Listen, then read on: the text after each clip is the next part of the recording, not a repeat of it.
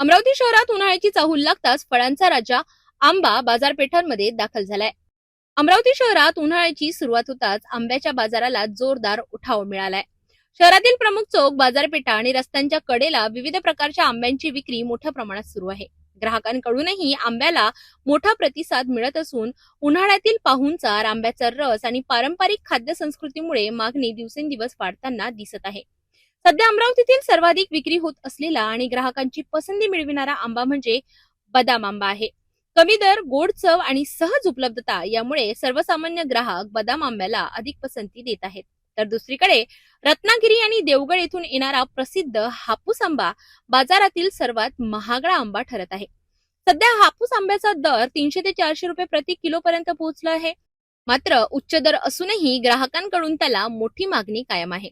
याशिवाय उत्तर प्रदेशातून येणारा दसरी, गुजरातमधील लालपट्टा, आंध्र प्रदेशमधील चेरकुलस आणि हैदराबादचा राजापुरी आंबा देखील अमरावतीच्या बाजारात दाखल झालाय.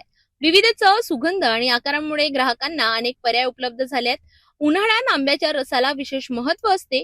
विशेषतः विदर्भात नवविवाहित मुलीला माहेरी आंब्याच्या रसासाठी बोलविण्याची परंपरा आजही जपली जाते. त्यामुळे आंबा हा केवळ फळ नसून सांस्कृतिक परंपरेचाही एक महत्वाचा भाग असल्याचे चित्र अमरावतीत पाहायला मिळते.